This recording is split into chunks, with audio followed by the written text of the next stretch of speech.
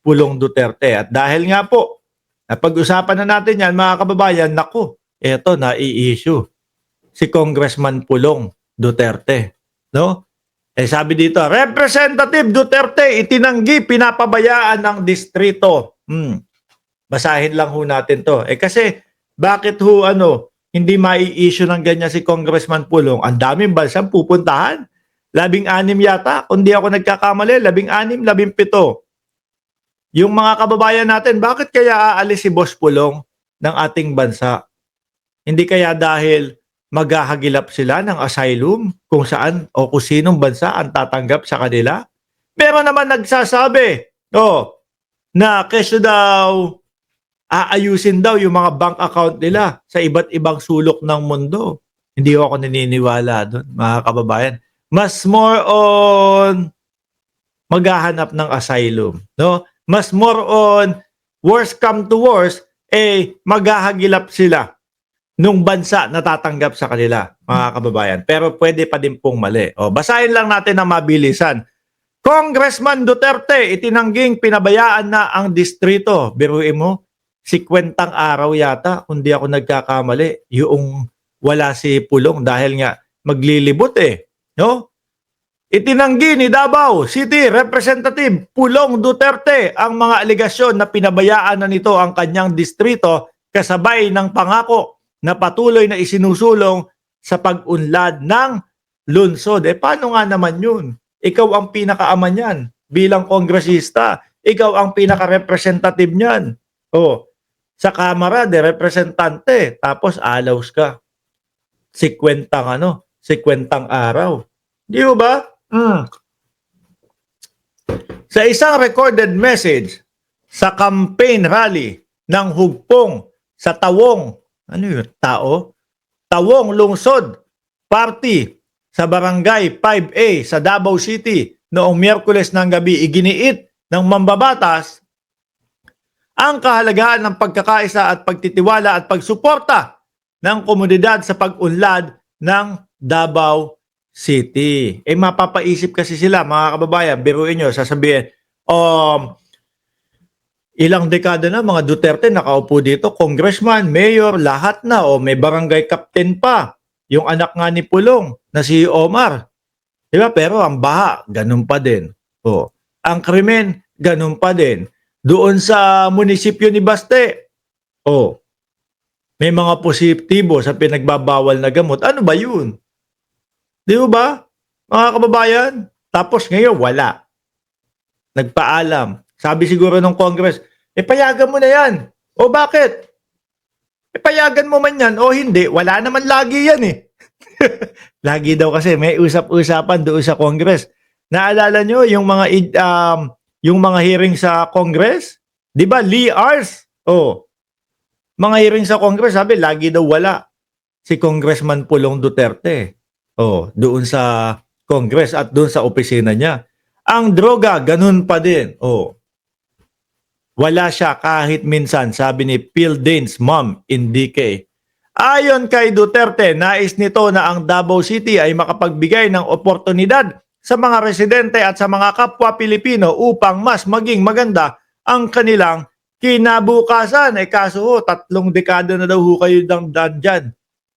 Wala pa din daw nangyayari. Siguro mapapaisip sila, saglit lang. No? Sino ba kalaban ni Pulong? Si Migs Nograles?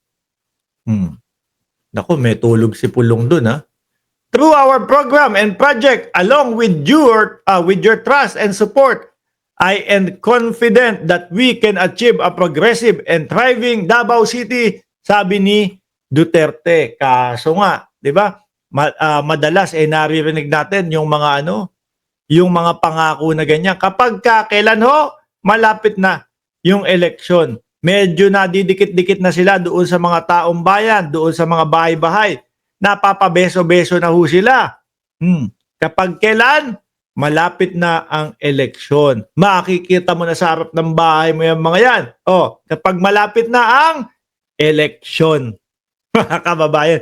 Pero kapag katapos na ang eleksyon, hindi na mahagilap. No?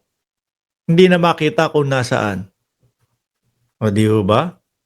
Kaya yung sambayan ng Pilipino, naku, sinasabi, eleksyon kasi ngayon eh. Kaya umaabot yung mga yan sa ating bakuran ng ating bahay. Kumakamay. O, humihingi ng ating boto. Nakikiusap na iboto sila.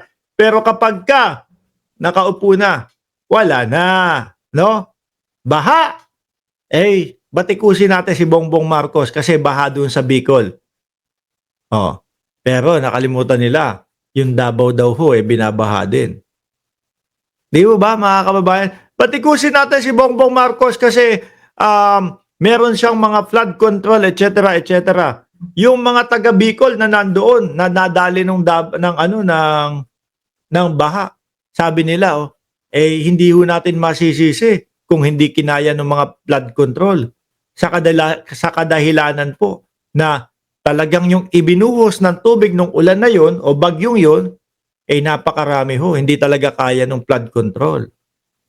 Sabi ni Tommy One Squad, Idol Migs Nograles, sure win ka na.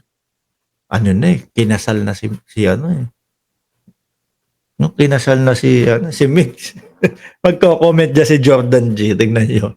Magko-comment dyan si Jordan G. Sabi ni Lee Ars, konting ulan lang, baha agad sa Davao City. Siyempre, ang iisipin ho ng sambayan ng Pilipino o ng mga taga Davao, siguro kailangan nating pumili nung iba naman, nung bago naman. Total, dati pa sila, no, namamayagpag sa pagka-mayor ng Davao, iupo naman natin yung Carlo Nograles. Ganon, di ba? Wag na nating hayaan na makaupo si Pulong. Iboto natin, syempre, yung makakatulong ni Carlo Nograles sa kung anong distrito man si Pulong versus Migs Nograles, Nograles din ilagay natin doon. Di ba? Parang nang hinayang ka pa, sabi ni Ma'am Aba. Huwag ka nang maingay dyan, Ma'am Aba. Ikaw naman, inulit mo pa True ba? Kinasal na. Nice. Congratulations, Attorney Mig. So, kinasal na. Huwag na natin pag-usapan yan. No? Madaming masasaktan. Pati yung isang editor namin, masasaktan. Anyway, mga bossing, nasa na ba tayo? Alisin na ho natin ito. Yan, no? Si Pulong, yun nga. Yun yung balita sa kanya na, na nai-issue siya na pinabayaan na yung distrito niya. Ngayon, speaking of Davao, naku, may panawagan ho, mga kababayan. Si mga taga Davao, naku, ayan, kayong mga taga Davao, mga kababayan,